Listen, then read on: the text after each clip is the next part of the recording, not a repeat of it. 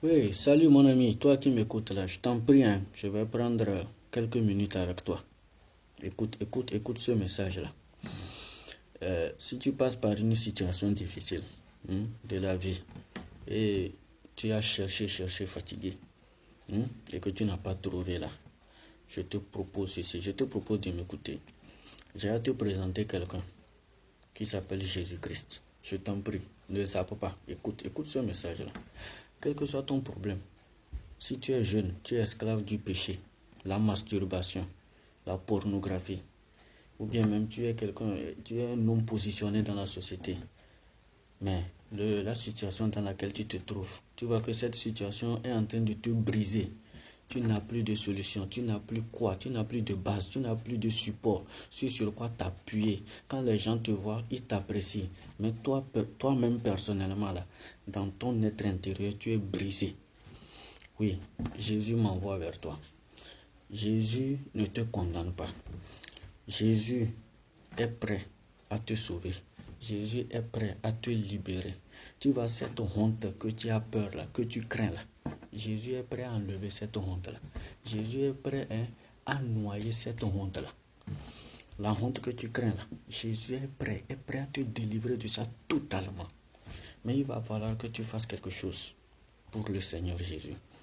Tu dois l'inviter à venir demeurer dans ta vie. C'est ce qu'il faut de toi. Il ne te demande pas l'argent. Hein. Non, non, non, non, non. C'est toi ta volonté. C'est ta volonté, il veut. Jésus est prêt pour te faire sortir de cette situation, quel que soit son nom. Si c'est les dettes, si c'est quelle que soit la maladie, le nom, ce qui te dérange là. Je t'assure, madame, monsieur, mon frère, ma soeur, Jésus est prêt à te délivrer. Sûrement, tu te poses la question, pourquoi tant de problèmes dans ta vie? Pourquoi cette situation? Pourquoi des problèmes? Tu passes par ici, ça ne va pas. Tu changes, ça ne va pas. Tu fais des courbettes, ça ne va pas. Tu sais, tout problème a une cause. Tu as peut-être entendu parler de Adam et Ève. Lorsque Adam a désobéi à Dieu, là, il a livré le monde entier au péché. Ça fait que toi qui m'écoutes, si tu vois humainement, là, tu n'arrives pas à abandonner le péché. Si tu es menteur, tu voles, tu escroques, tu veux vraiment abandonner, mais tu n'arrives pas.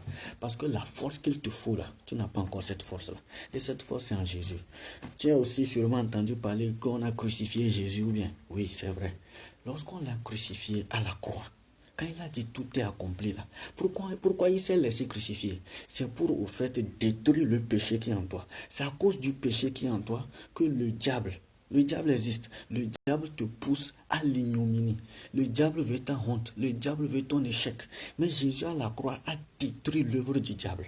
Tu comprends? Quand il est mort avec le péché là, il est descendu en enfer au séjour des morts pour récupérer les clés de la mort et du séjour des morts. Maintenant, ce que Jésus veut, que toi, tu l'ouvres la porte, tu l'ouvres ton cœur pour qu'il vienne habiter en toi. Et quand il vient habiter en toi, lui qui a déjà le pouvoir sur le diable, est-ce que le diable peut prévaloir dans ta vie?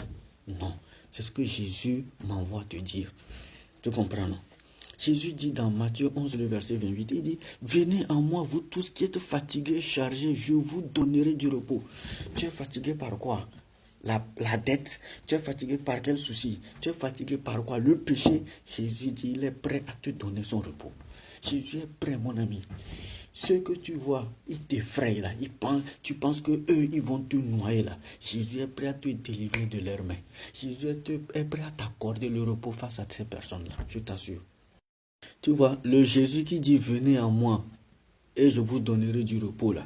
Il dit prenez mon joug sur vous et recevez mes instructions, car je suis doux et humble de cœur et vous trouverez du repos pour vos âmes. C'est-à-dire Jésus dit tu viens à lui avec tes fardeaux bien.